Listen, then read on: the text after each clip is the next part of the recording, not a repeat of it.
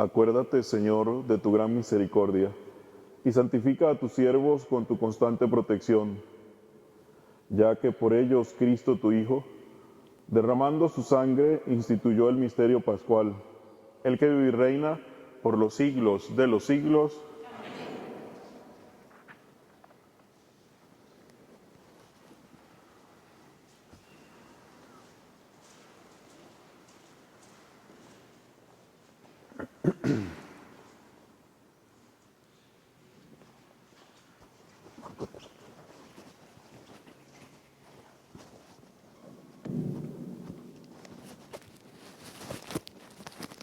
Del libro del profeta Isaías. He aquí que mi siervo prosperará, será engrandecido y exaltado, será puesto en alto. Muchos se horrorizaron al verlo, porque estaba desfigurado su semblante, que no tenía ya aspecto de hombre. Pero muchos pueblos se llenaron de asombro. Ante él los reyes cerrarán la boca, porque verán lo que nunca se les había contado y comprenderán lo que nunca se habían imaginado. ¿Quién habrá de creer lo que hemos anunciado? ¿A quién se le revelará el poder del Señor? Creció en su presencia como planta débil, como una raíz en el desierto. No tenía gracia ni belleza. No vimos en él ningún aspecto atrayente. Despreciado y rechazado por los hombres, varón de dolores, habitual al sufrimiento, como uno del cual se aparta la mirada, despreciado y desestimado. Él soportó nuestros sufrimientos y aguantó nuestros dolores. Nosotros lo tuvimos por leproso, herido por Dios y humillado, traspasado por nuestras rebeliones, triturado por nuestros crímenes. Él soportó el castigo que nos trae la paz. Por sus llagas hemos sido curados. Todos andábamos errantes como ovejas, cada uno siguiendo su camino, y el Señor cargó sobre él todos nuestros crímenes. Cuando lo maltrataban, se humillaba y no abría la boca, como un cordero llevado al degollar, como oveja ante el esquilador, enmudecía y no abría la boca. Inicuamente y contra toda justicia se lo llevaron. ¿Quién se preocupó de su suerte? Lo arrancaron de la tierra de los vivos, lo hirieron de muerte por los pecados de mi pueblo. Le dieron sepultura con los malhechores a la hora de su muerte. Aunque no había cometido crímenes, ni hubo engaño en su boca. El Señor quiso triturarlo con el sufrimiento. Cuando entregue su vida como expiación, verá a sus descendientes, prolongará sus años y por medio de él prosperarán los designios del Señor. Por las fatigas de su alma verá la luz y se saciará. Con sus sufrimientos justificará mi siervo a muchos, cargando con los crímenes de ellos. Por eso le daré una parte entre los grandes, y con los fuertes repartirá despojos. Ya que indefenso se entregó a la muerte y fue contado entre los malhechores, cuando tomó sobre sí las culpas de todos e intercedió por los pecados. Palabra de Dios.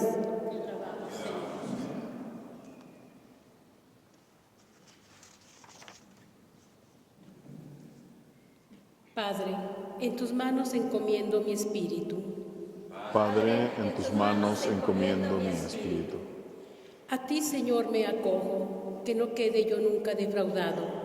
En tus manos encomiendo mi espíritu, y tú, mi Dios leal, me librarás. Padre, en tus manos encomiendo mi espíritu. Se burlan de mí mis enemigos, mis vecinos y parientes de mí se apartan. Los que me ven pasar huyen de mí, estoy en el olvido como un muerto, como un objeto tirado a la basura. Padre, en tus manos encomiendo mi espíritu. Pero yo, Señor, en ti confío. Tú eres mi Dios, y en tus manos está mi destino. Líbrame de los enemigos que me persiguen. Padre, en tus manos encomiendo mi espíritu. Vuelve, Señor, tus ojos a tu siervo y sálvame por tu misericordia. Sean fuertes y valientes de corazón, ustedes los que esperan en el Señor. Padre, en tus manos encomiendo mi espíritu. De la carta a los Hebreos. Hermanos, Jesús, el Hijo de Dios, es nuestro sumo sacerdote, que ha entrado en el cielo. Mantengamos firme la profesión de nuestra fe. En efecto, no tenemos un sumo sacerdote que no sea capaz de compadecerse de nuestros sufrimientos, puesto que Él mismo ha pasado por las mismas pruebas que nosotros, excepto el pecado. Acerquémonos, por lo tanto, con plena confianza al trono de la gracia, para recibir misericordia, hallar la gracia y obtener ayuda en el momento oportuno. Precisamente por eso, Cristo durante su vida mortal ofreció oraciones y súplicas, con poderoso clamor y lágrimas, a aquel que podía librarlo de la muerte, y fue escuchado por su piedad. A pesar de que era el Hijo, aprendió a obedecer padeciendo, y llegado a su perfección, se convirtió en la causa de la salvación eterna para todos los que lo obedecen. Palabra de Dios. Te alabamos, Señor.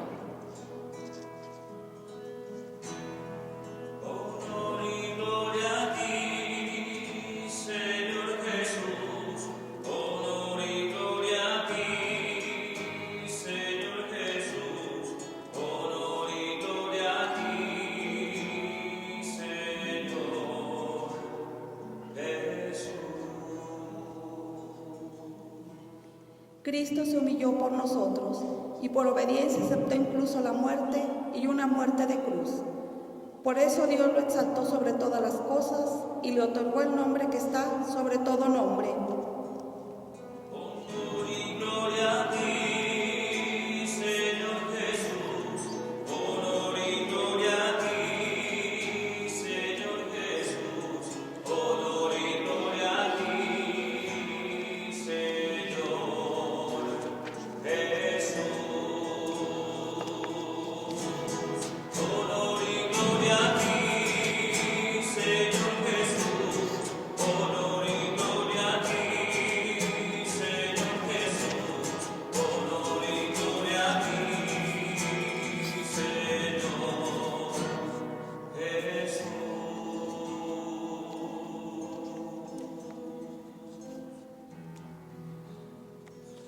Pasión de nuestro Señor Jesucristo según San Juan. Gloria a ti, Señor Jesús. En aquel tiempo, Jesús fue con sus discípulos al otro lado del torrente Cedrón, donde había un huerto, y entraron allí él y sus discípulos. Judas, el traidor, conocía también el sitio, porque Jesús se reunía a menudo allí con sus discípulos. Entonces, Judas tomó un batallón de soldados y guardias de los sumos sacerdotes y de los fariseos, y entró en el huerto con linternas, antorchas y armas. Jesús, sabiendo todo lo que le iba a suceder, se adelantó y les dijo. ¿A quién buscan? Le contestaron. A Jesús el Nazareno. Jesús les dijo. Yo soy. Estaba también con ellos Judas el traidor. Al decirles yo soy, retrocedieron y cayeron a tierra. Jesús les volvió a preguntar. ¿A quién buscan? Ellos dijeron. A Jesús el Nazareno. Jesús contestó. Les he dicho que soy yo. Si me buscan a mí, dejen que estos se vayan. Así se cumplió lo que Jesús había dicho. No he perdido a ninguno de los que me diste. Entonces Simón Pedro, que llevaba una espada, la sacó e hirió a un criado del sumo sacerdote y le cortó la oreja derecha. Este criado se llamaba Malco. Dijo entonces Jesús a Pedro. Mete la espada en la vaina. ¿No voy a beber el cáliz que me ha dado mi padre? El batallón, su comandante y los criados de los judíos apresaron a Jesús, lo ataron y lo llevaron primero ante Anás, porque era suegro de Caifás, sumo sacerdote aquel año. Caifás era el que había dado a los judíos este consejo: conviene que muera un solo hombre por el pueblo. Simón Pedro y otro discípulo iban siguiendo a Jesús. Este discípulo era conocido del sumo sacerdote y entró con Jesús en el palacio del sumo sacerdote. Mientras Pedro se quedaba fuera, junto a la puerta, Salió el otro discípulo, el conocido del sumo sacerdote. Habló con la portera e hizo entrar a Pedro. La portera dijo entonces a Pedro. ¿No eres tú también uno de los discípulos de ese hombre? Él dijo. No lo soy. Los criados y los guardias habían encendido un brasero porque hacía frío y se calentaban. También Pedro estaba con ellos de pie calentándose. El sumo sacerdote interrogó a Jesús acerca de sus discípulos y de su doctrina. Jesús le contestó.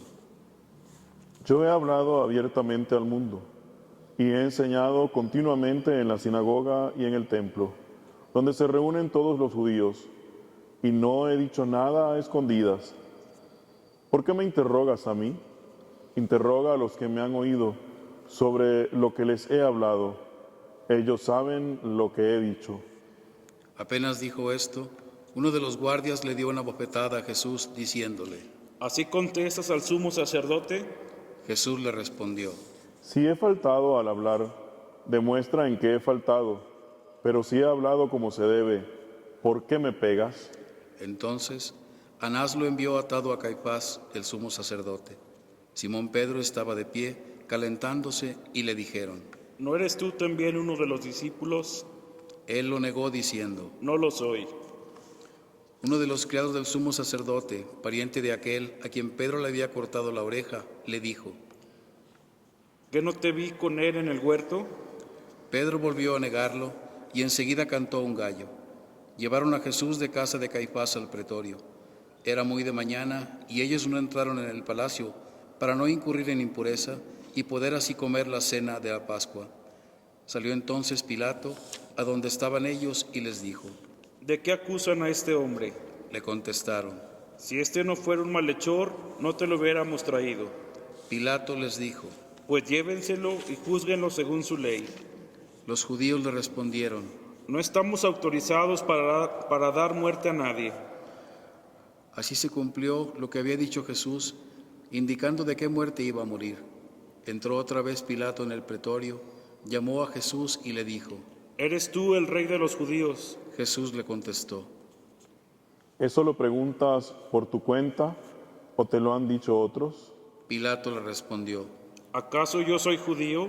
Tu pueblo y los sumos sacerdotes te han entregado a mí. ¿Qué es lo que has hecho? Jesús le contestó. Mi reino no es de este mundo. Si mi reino fuera de este mundo, mis servidores habrían luchado para que no cayera yo en manos de los judíos, pero mi reino no es de aquí. Pilato le dijo. ¿Con que tú eres rey? Jesús le contestó.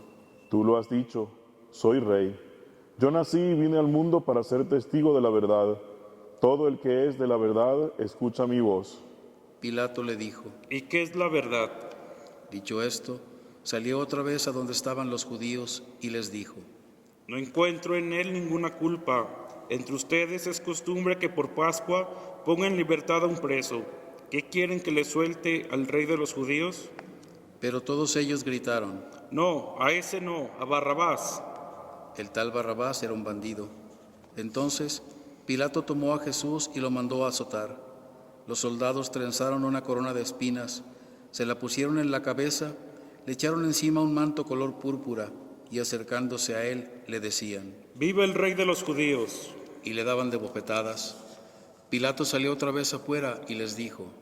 Aquí los traigo para que sepan que no encuentro en él ninguna culpa. Salió pues Jesús, llevando la corona de espinas y el manto color púrpura. Pilato les dijo.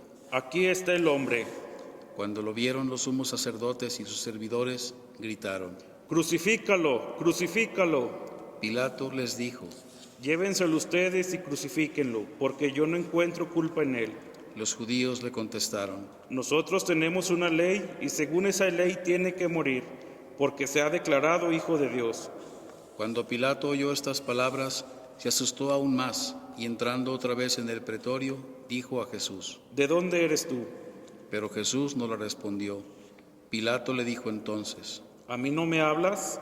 ¿No sabes que tengo la autoridad para azotarte y autoridad para crucificarte? Jesús le contestó. No tendrías ninguna autoridad sobre mí si no te lo hubieran dado de lo alto. Por eso el que me ha entregado a ti tiene un pecado mayor. Desde ese momento, Pilato trataba de soltarlo, pero los judíos gritaban: Si sueltas a ese, no eres amigo del César, porque todo el que pretende ser rey es enemigo del César. Al oír estas palabras, Pilato sacó a Jesús y lo sentó en el tribunal, en el sitio que llamaban el Enlosado, en hebreo, Gábata. Era el día de la preparación de la Pascua, hacia el mediodía. Y dijo Pilato a los judíos: Aquí tienen a su rey. Ellos gritaron. Fuera, fuera, crucifícalo. Pilato les dijo. ¿A su rey voy a crucificar? Contestaron los sumos sacerdotes. No tenemos más rey que al César. Entonces se lo entregó para que lo crucificaran. Tomaron a Jesús y él, cargando con la cruz, se dirigió hacia el sitio llamado la Calavera, que en hebreo se dice Gólgota, donde lo crucificaron, y con él a otros dos, uno de cada lado, y en medio Jesús. Pilato mandó escribir un letrero y ponerlo encima de la cruz. En él estaba escrito: Jesús el Nazareno, el Rey de los judíos. Leyeron el letrero muchos judíos, porque estaba cerca del lugar donde crucificaron a Jesús, y estaba escrito en hebreo, latín y griego. Entonces, los sumos sacerdotes de los judíos le dijeron a Pilato: No escribas el rey de los judíos, sino, este ha dicho, soy el rey de los judíos. Pilato les contestó: Lo escrito, escrito está. Cuando crucificaron a Jesús, los soldados cogieron su ropa e hicieron 4 partes, una para cada soldado, y apartaron la túnica. Era una túnica sin costura, tejida toda de una pieza de arriba a abajo. Por eso se dijeron: No la rasgues, sino echemos suerte para ver a quién nos toca. Así se cumplió lo que dice la Escritura: se repartieron mi ropa y echaron a suerte mi túnica. Y eso hicieron los soldados. Junto a la cruz de Jesús estaba su madre, la hermana de su madre, María, la de Cleofás, y María Magdalena. Al ver a su madre y junto a ella el discípulo que tanto quería, Jesús dijo a su madre: Mujer, ahí está tu hijo, Luego dijo al discípulo. ahí está tu madre. Y desde aquella hora el discípulo se la llevó a vivir con él. Después de esto, sabiendo Jesús que todo había llegado a su término para que se cumpliera la Escritura, dijo: Tengo sed. Había allí un jarro de vinagre. Los soldados sujetaron una esponja empapada en vinagre a una caña de con hisopo y se la acercaron a la boca. Jesús probó el vinagre y dijo: Todo está cumplido. E inclinando la cabeza, entregó el espíritu.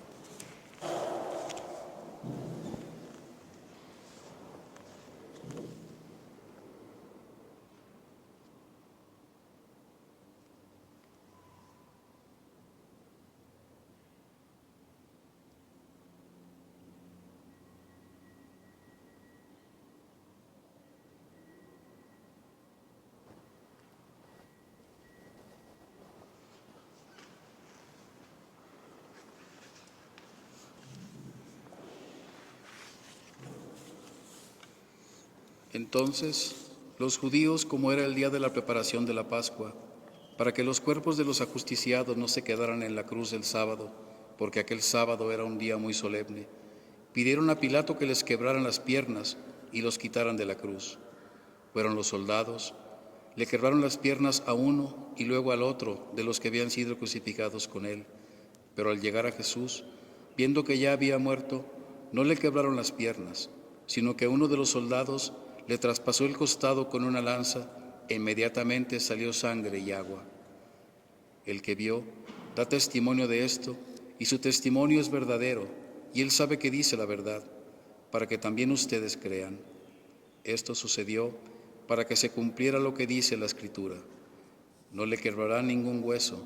Y en otro lugar la Escritura dice: mirarán al que traspasaron. Después de esto, José de Arimatea, que era discípulo de Jesús, pero oculto por miedo a los judíos, pidió a Pilato que lo dejara llevarse el cuerpo de Jesús, y Pilato lo autorizó. Él fue entonces y se llevó el cuerpo. Llegó también Nicodemo, el que había ido a verlo de noche, y trajo unas 100 libras de una mezcla de mirra y áloe. Tomaron el cuerpo de Jesús y lo envolvieron en lienzos con esos aromas, según se acostumbra enterrar entre los judíos. Había un huerto en el sitio donde lo crucificaron, y en el huerto un sepulcro nuevo, donde nadie había sido enterrado todavía. Y como para los judíos era el día de la preparación de la Pascua, y el sepulcro estaba cerca, allí pusieron a Jesús. Palabra del Señor. Gloria a ti, Señor Jesús.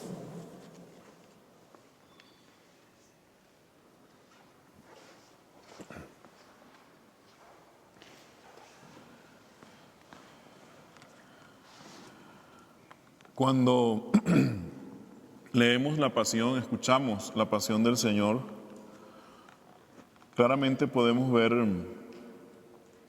cómo dos fuerzas contrarias se sitúan en la cruz.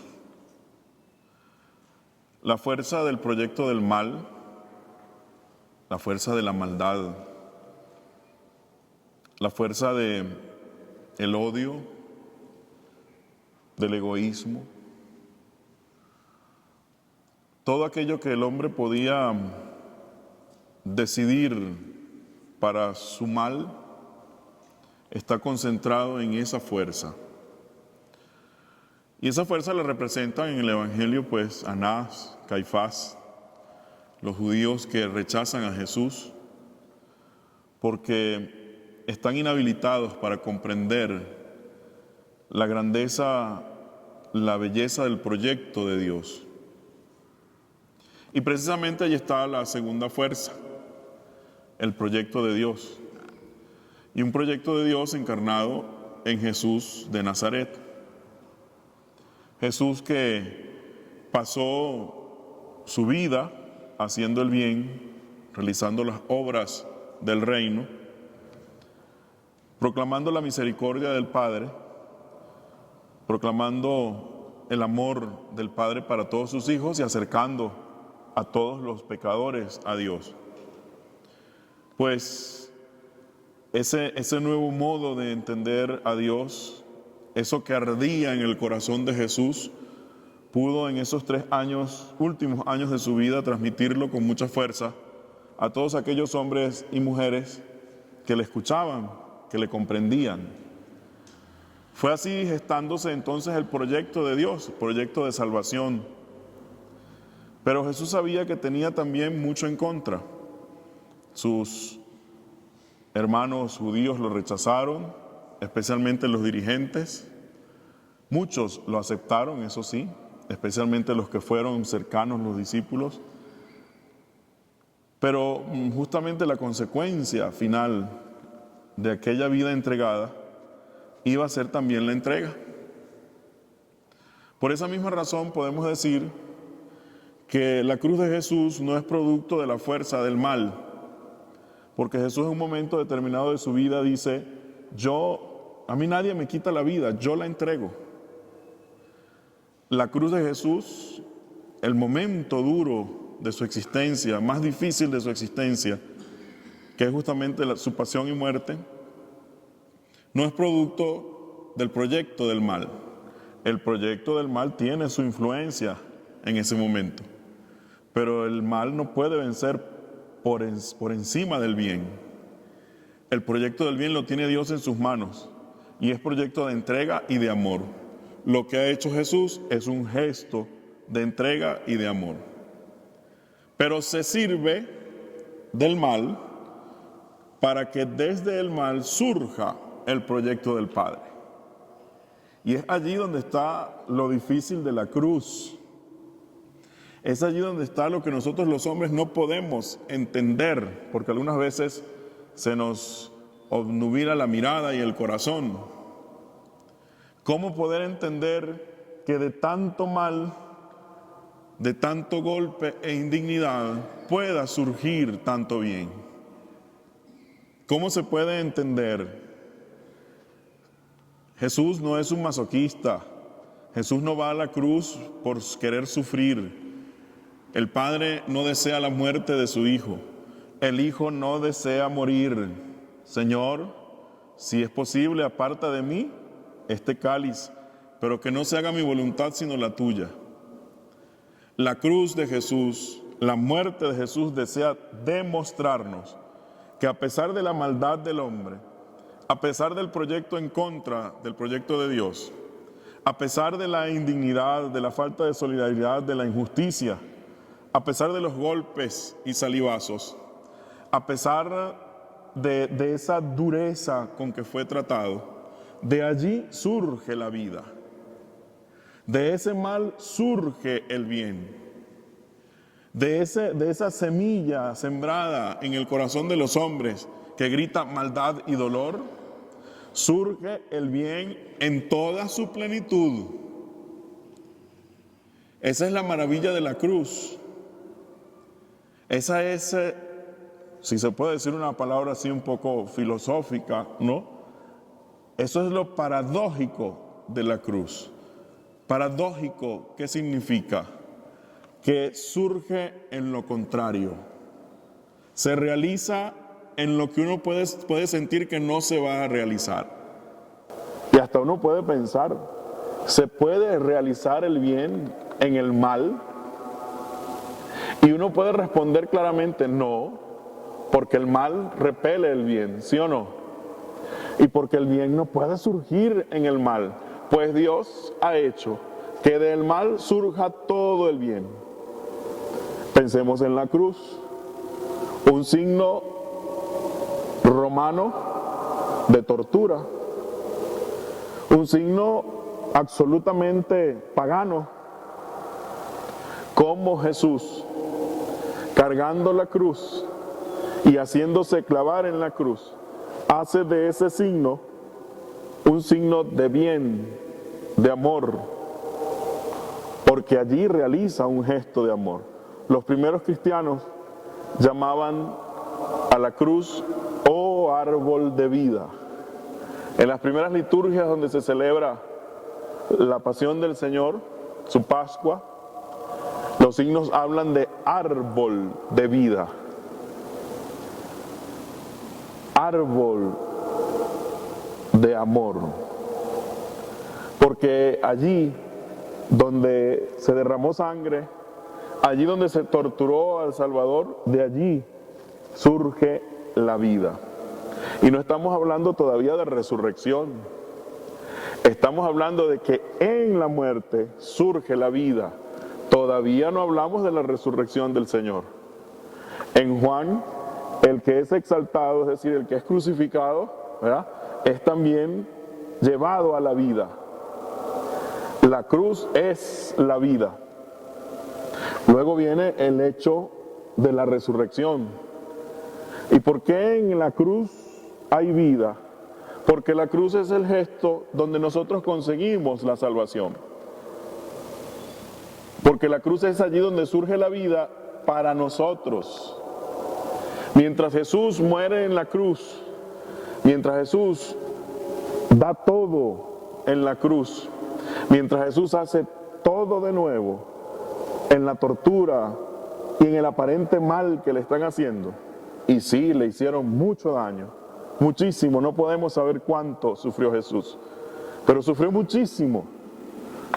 No podemos saber, no podemos contar sus lágrimas, sus quejidos, su dolor, pero sufrió como sufrimos nosotros los hombres. Y todo ello para asumir todo el dolor del mundo y salvarnos. Entonces la cruz es un gesto de vida y de amor, porque allí en la muerte hay salvación. En la muerte, en la cruz, hay vida. Y no cualquier vida, la vida que da Dios.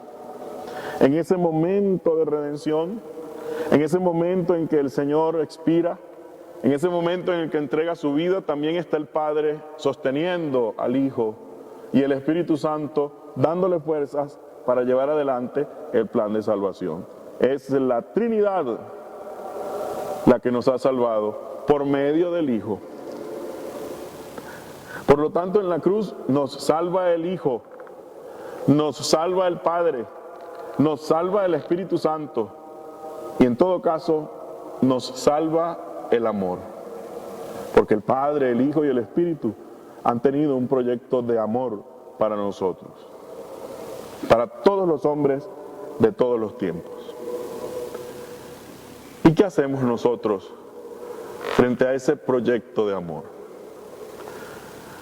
El Evangelio de hoy tiene tantos espacios simbólicos que nos invitan a identificarnos con las personas que están en esos espacios simbólicos. Pedro, que defiende a capa y espada a su Señor, pero luego lo niega. Nosotros hoy, que celebramos la cruz del Señor, que celebramos su pasión y muerte, posiblemente podemos ser como Pedro. Constantemente estamos negando al Señor. Venimos a misa, a la liturgia, nos confesamos, somos, más santos que el Padre Pío.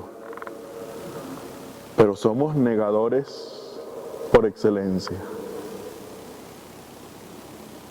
Los discípulos, todos dejaron solo a Jesús.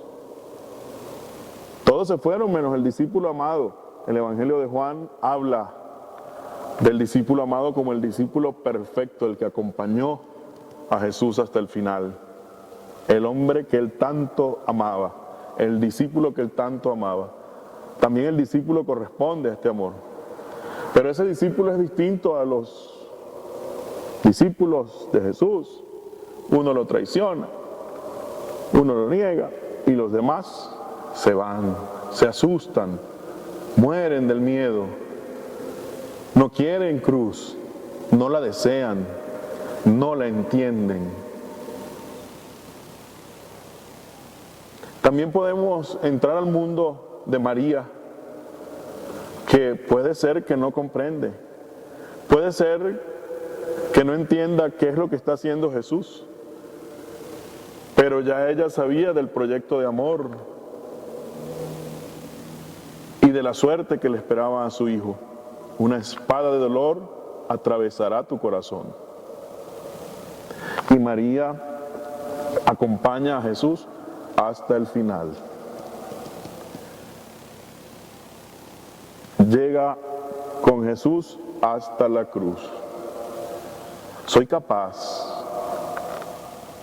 de ir con Jesús hasta la muerte? ¿Soy capaz de esperar como María con confianza de que el Padre va a hacer algo por este hijo maltratado y adolorido?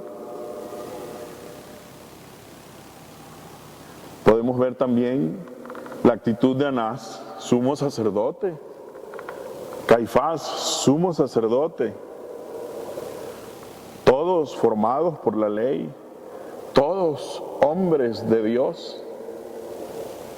Y aún así, crucifícalo, es la palabra que sale de ellos. Los judíos que vieron a Jesús trabajar, que vieron a Jesús vivir entre ellos, que escucharon sus palabras, algunos de ellos creyeron, otros no. Lo recibieron con bombos y platillos. Este es el rey de los judíos, ¡viva! Ahora dicen, crucifícalo. ¿Cuántas veces hemos dicho nosotros con nuestras actitudes contrarias al reino, crucifícale?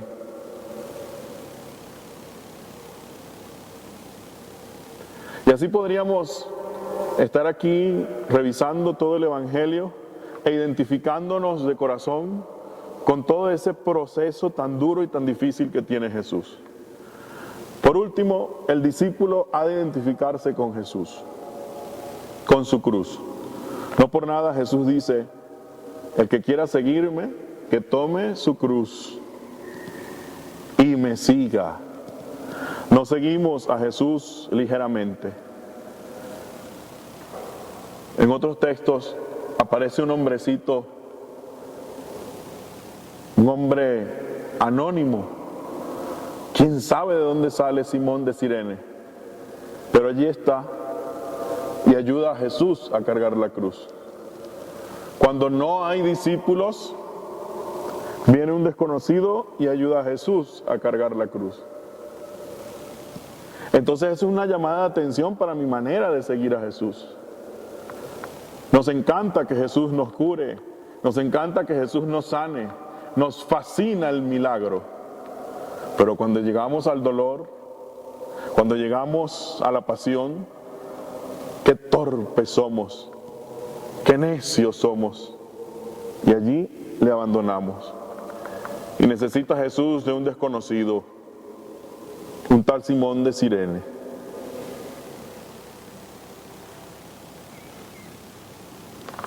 ¿Quiénes somos nosotros frente a la cruz? Discípulos. ¿Y qué hacemos frente a la cruz? Seguirlo. Y por eso debemos tomar nuestra cruz. Qué duro, ¿no? Todos queremos ser discípulos light. Mientras menos compromiso, mejor. Ay, ya me cansé, ya no voy a hacer más nada en esa parroquia que exige tanto. Bueno, cuando pase el coronavirus, presento mi renuncia.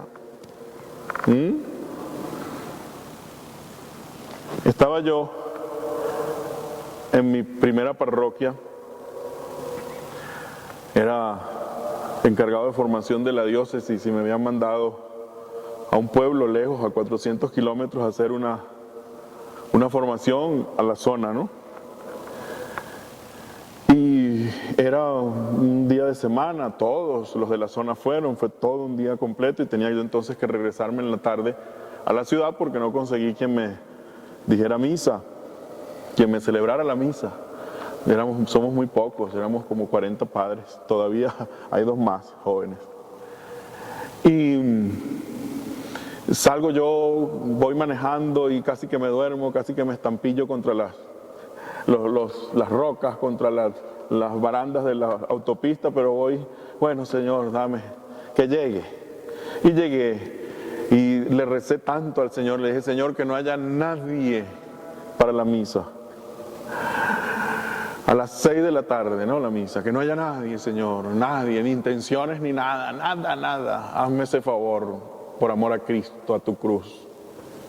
Y llego yo, en efecto no hay nadie. Y dije, la hice, ¿no? Y llegué, le dije a la secretaria, hola. Le dije, ¿hay intenciones? Sí. Pero no hay nadie en la iglesia. Bueno, es que es la vecina, debe venir ahorita, una viejita. Ya murió, Dios la tenga en la gloria. Murió el año pasado. Le mandé una esquelita por Facebook a su nieta, a quien quiero mucho, ¿no? Entonces la viejita venía llegando con su bastón y me dice, es oriental. Allá los orientales hablan oriental de arriba del mar, ¿no? Cerca del mar. Y vivía allí cerca de mí, entonces dice, mi hijo querido, ¿vas a decir misa? Y yo le digo, ay, no, viejita. Vengo de un curso, de una cosa, y estoy cansadísimo. Y me dice, ay, sí, mi hijo querido, vaya a descansar, vaya. Se va con su bastoncito y se voltea y me dice, una cosita, amor. Dígame, abuela, yo feliz porque me iba a descansar, no iba a decir misa. Una sola cosita, amor. Si Jesús se hubiese cansado de la cruz, ¿qué sería de nosotros? Vieja, incólume. Me quedé viéndola y yo le dije, ¿quieres celebrar misa? Y me dijo, sí, si tú quieres. Y los dos solitos, ella y yo, celebramos misa. Y tengo que decirles que fue una de las misas más hermosas que he celebrado en mi vida, ¿no? Cansado, roto, abatido, pero con la viejita que me enseñó que si Jesús se hubiese cansado en la cruz, ¿qué sería de nosotros? Si lo hubiese soltado de repente y dice, váyanse hacia allá, ¿no? A donde ustedes saben, ya no doy la vida. Si eso hubiese sucedido, ¿qué sería de nosotros? Y miren, nos cansamos y decimos no, y nos medio cansamos. Hacemos cualquier cosa para decirle a Dios no. Para decirle a Jesús no. ¿Me siento mal? No. ¿Me traen a los nietos? No. ¿Tengo que cuidar? No, Señor. Siempre le decimos a Jesús no. Y siempre decimos sí a nuestras cosas. El discípulo de Jesús no puede decir no a la cruz. El discípulo de Jesús no puede decir un día trabajo y otro día no. Ahora estamos aplicando, ¿verdad?, los años de descanso. Padre, me da un año de descanso porque yo estoy cansado. Vamos a dar un año de descanso en la iglesia todos, ¿verdad? Porque todos estamos cansados. Si Jesús se hubiese cansado, si Jesús hubiese tirado la cruz de cansancio, ¿dónde estaríamos nosotros? Arropados por el mal, por la decisión de los hombres de tenernos apabullados por el mal. En cambio Jesús, porque quería todo bien para nosotros, no se cansó, siguió hasta el final, dando la vida por ti y por mí. Y haciendo que eso que Él hace en ese momento tenga fruto también, tenga consecuencias también para todos los hombres de todos los tiempos. Es decir, para ti y para mí que no vivimos ese momento. ¿Sí me explico? Entonces, ¿qué celebramos hoy, queridos hermanos? El triunfo del bien sobre la muerte, sobre el mal. ¿A quién sirves tú? ¿A quién sirvo yo? ¿Al proyecto del bien o al proyecto del mal? En estos momentos en que estamos totalmente separados, totalmente aislados por las situaciones de la vida, de esta ¿cómo se llama?, pandemia que apareció ahora, ¿no? Todo el tiempo tenemos pandemias, todo el tiempo tenemos dificultades. Bueno, aparece una dificultad que parece que nos afecta a todos. ¿Cómo sigo yo a Jesús? ¿Cómo expreso el proyecto del bien de la cruz en este momento de dolor e indignidad para tanta gente? ¿Cómo me hago solidario? ¿Cómo soy cristiano en un momento tan cumbre y tan clave como este? ¿Cómo acompaño la cruz de mis hermanos en este momento? Sí, porque quienes sufren son Cristo sufriendo. Las víctimas son Cristo sufriendo. Hombres y mujeres secuestrados son Cristo sufriendo. Jóvenes levantados son Cristo sufriendo. Hombres y mujeres maltratados por los grandes de este mundo son Cristo sufriendo. Niños muertos por el hambre y por la guerra son Cristo sufriendo. ¿Qué hago yo, cristiano de hoy, para secar la sangre de Jesús, para cargar la cruz de Jesús, para ser Cirineo, para ser Juan al pie de la cruz, para ser María al pie de la cruz? ¿Qué estoy haciendo? Hagamos que no sea inútil la cruz de Jesús. Que tenga su fruto y que lo tenga en cada uno de nosotros los que seguimos a Jesús. Queridos hermanos, podríamos estar aquí toda la tarde adorando, escuchando. Podríamos estar aquí por mucho tiempo, ya podríamos hacer mucho. Pero toca ahora contemplar, orar, contemplar. Toca ahora definirse. Y nos definimos en la contemplación de la cruz. Cuando usted contempla la cruz, su corazón se convierte, porque hubo uno que dio la vida y la dio por puro amor, por ti y por mí. ¿Qué sentido tiene eso en mi existencia hoy? ¿Qué tipo de discípulo soy yo? ¿El que agarra vacaciones o el que toma su cruz de todos los días y sigue haciendo el trabajo de amor que nos encomendó el Señor? Acompaño las cruces diarias de mis hermanos, especialmente de los más necesitados, de los pobres. Somos iglesia crucificada y por eso iglesia en camino hacia la resurrección. ¿Qué somos hoy en medio de tanto dolor, hermanos? Nos ponemos de pie, queridos hermanos, Y vamos ahora a realizar la oración universal.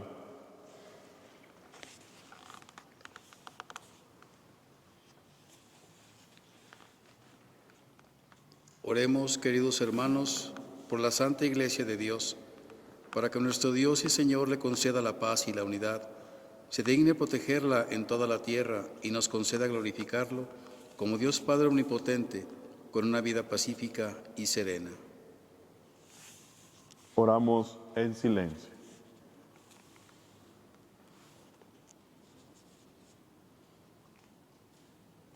Dios Todopoderoso y Eterno, que en Cristo revelaste tu gloria a todas las naciones, conserva la obra de tu misericordia, para que tu iglesia, extendida por toda la tierra, persevere con fe inquebrantable en la confesión de tu nombre, por Jesucristo nuestro Señor.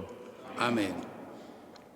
Oremos también por nuestro Santo Padre, el Papa Francisco, para que Dios nuestro Señor, que lo escogió para el orden de los obispos, lo conserve a salvo y sin daño, para bien de su Santa Iglesia, a fin de que pueda gobernar al pueblo santo de Dios.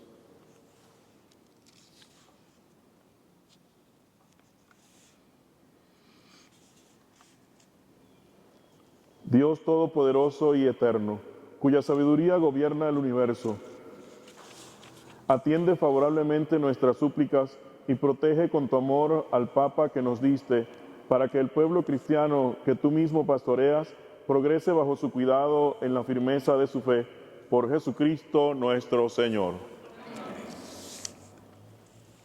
Oremos también por nuestro obispo, José María de la Torre, por todos los obispos, presbíteros y diáconos de la Iglesia, y por todo el pueblo santo de Dios.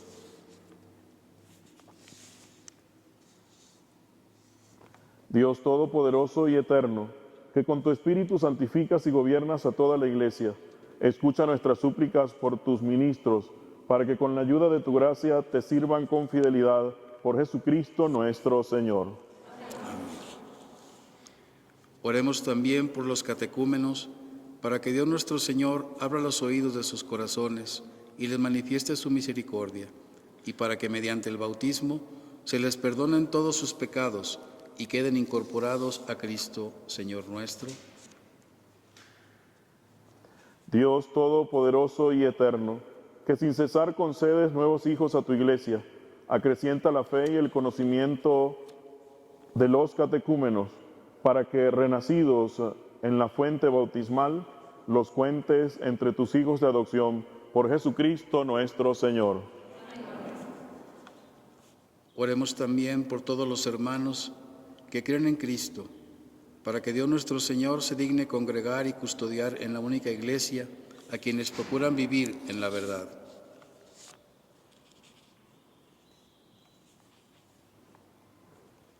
Dios Todopoderoso y Eterno, que reúnes a los que están dispersos y los mantienes en la unidad, mira benignamente la grey de tu Hijo, para que a cuantos están consagrados por el único bautismo, también los una la integridad de la fe y los asocie el vínculo de la caridad, por Jesucristo nuestro Señor.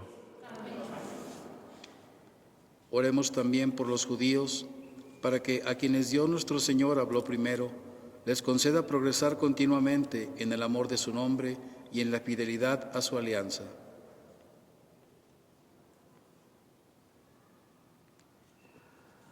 Dios Todopoderoso y Eterno, que confiaste tus promesas a Abraham y a su descendencia, oye compasivo los ruegos de tu Iglesia, para que el pueblo que adquiriste primero como tuyo, merezca llegar a la plenitud de la redención, por Jesucristo nuestro Señor. Oremos también por los que no creen en Cristo, para que, iluminados por el Espíritu Santo, puedan ellos encontrar el camino de la salvación. Dios Todopoderoso y Eterno, concede a quienes no creen en Cristo que caminando en tu presencia con sinceridad de corazón, encuentren la verdad. Y a nosotros concédenos crecer en el amor mutuo y en el deseo de comprender mejor los misterios de tu vida, a fin de que seamos testigos cada vez más auténticos de tu amor en el mundo, por Jesucristo nuestro Señor. Oremos también por los que no conocen a Dios, para que buscando con sinceridad lo que es recto, merezcan llegar hasta Él.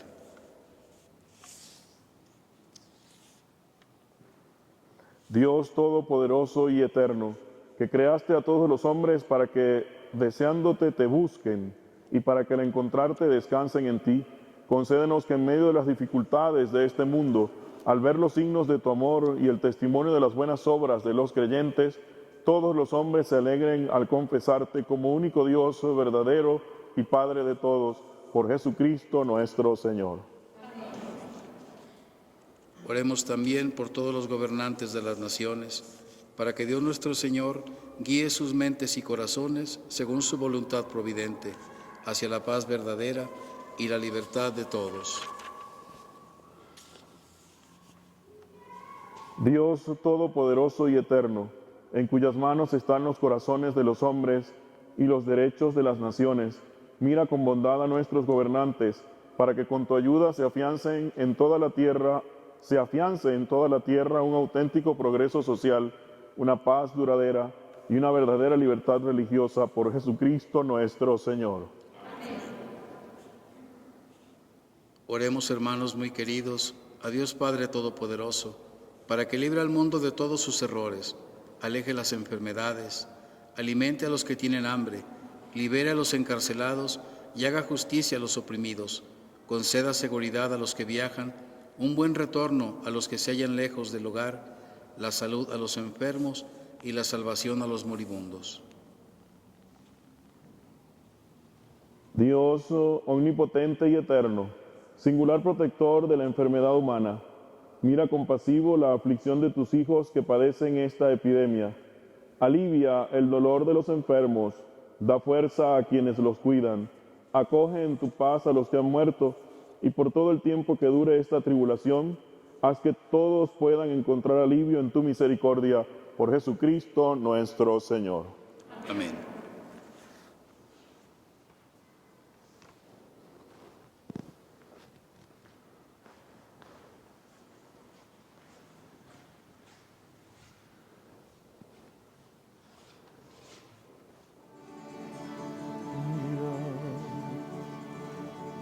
Mirad el árbol de la cruz, donde estuvo clavada la salvación del mundo. Venid a adorarle.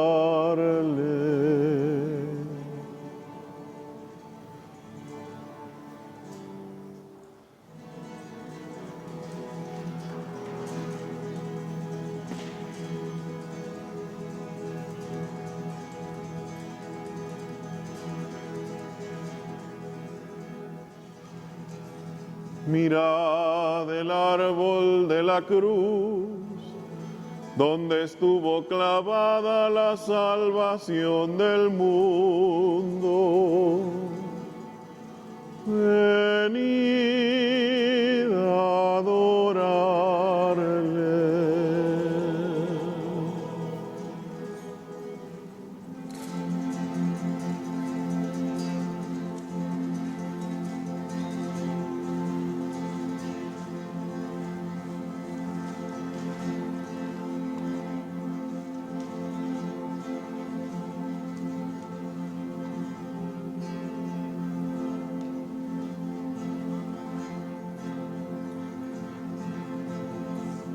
Mirad el árbol de la cruz, donde estuvo clavada la salvación del mundo. Venid a adorarle.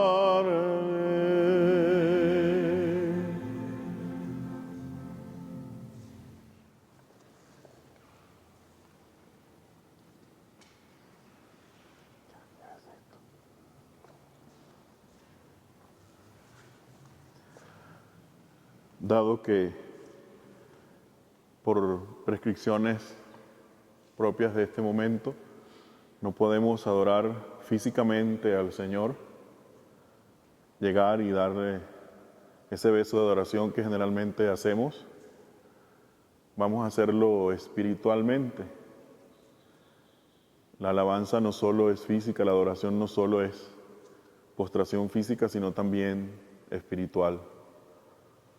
Yo invito a todas las personas que hoy nos están viendo en sus casas, a través de los medios,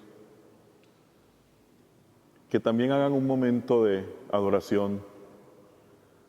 Busquen esa cruz que está en sus hogares, la contemplen, la abracen, que toda la familia abrace y bese la cruz salvadora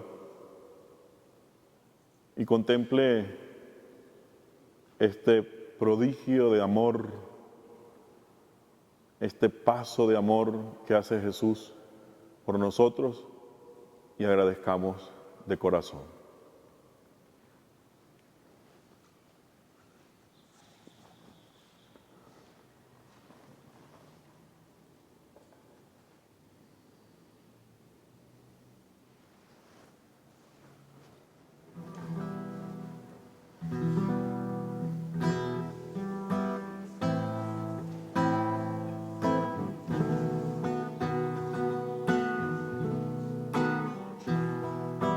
Pueblo mío, ¿qué te he hecho? ¿En qué te he ofendido? Respóndeme. Pueblo mío, ¿qué te he hecho? ¿En qué te he ofendido? Respóndeme. Yo te saqué de Egipto y por 40 años te guié por el desierto. Tú hiciste una cruz para tu Salvador.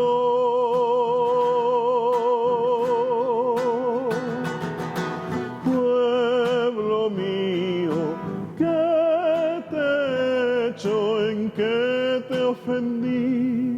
Respóndeme. Pueblo mío, ¿qué te he hecho? ¿En qué te ofendí? Respóndeme.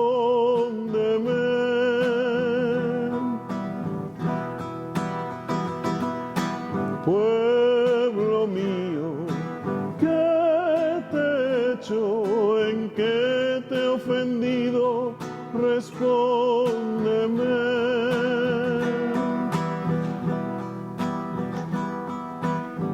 Yo te hice poderoso, por ti yo destruí a todos los reyes cananeos. Tú hiciste una cruz para tu Salvador.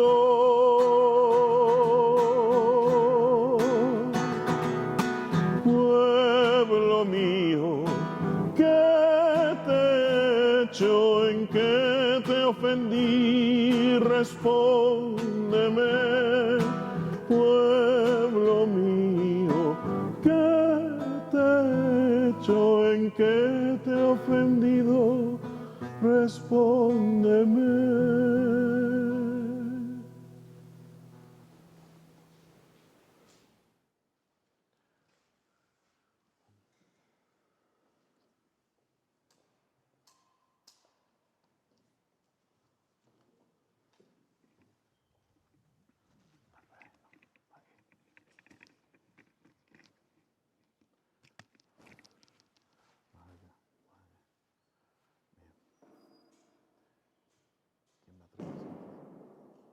El Santísimo.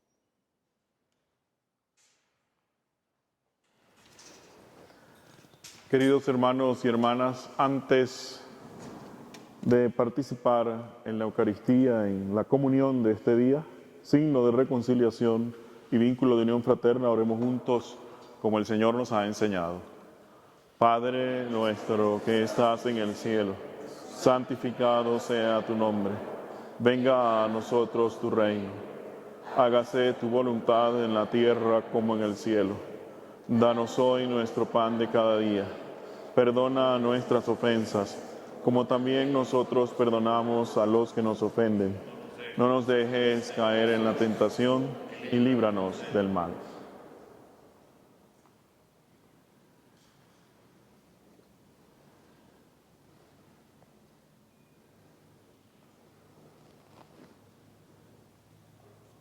Este es Jesús Cristo, el Cordero de Dios que quita el pecado del mundo y nos da la paz. Dichosos nosotros que accedemos a esta comunión.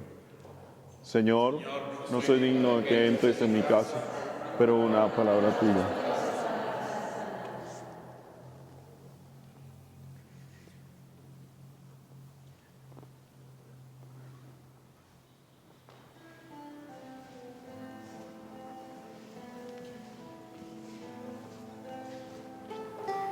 Cuerpo de Cristo. Cuerpo de Cristo. Cuerpo de Cristo. Amén. Cuerpo de Cristo. Cuerpo de Cristo. Cuerpo de Cristo. Cuerpo de Cristo. Cuerpo de Cristo. Cuerpo de Cristo. Cuerpo de Cristo. Cuerpo de Cristo. Cuerpo de Cristo. Cuerpo de Cristo.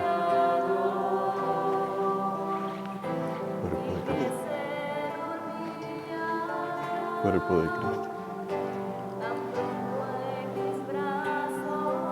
Cuerpo de Cristo. Cuerpo de Cristo.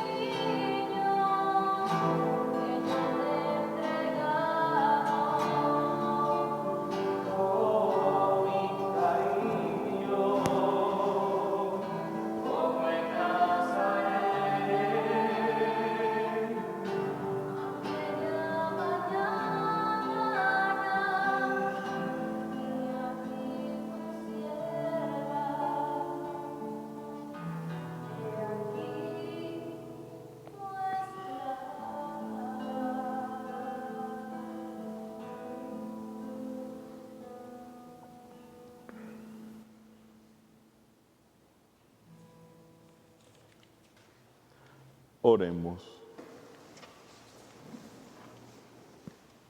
Dios Todopoderoso y Eterno, que nos has redimido con la gloriosa muerte y resurrección de tu Hijo Jesucristo, prosigue en nosotros la obra de tu misericordia, para que mediante nuestra participación en este misterio permanezcamos dedicados a tu servicio por Jesucristo nuestro Señor. Amén. Inclinen la cabeza para recibir la bendición.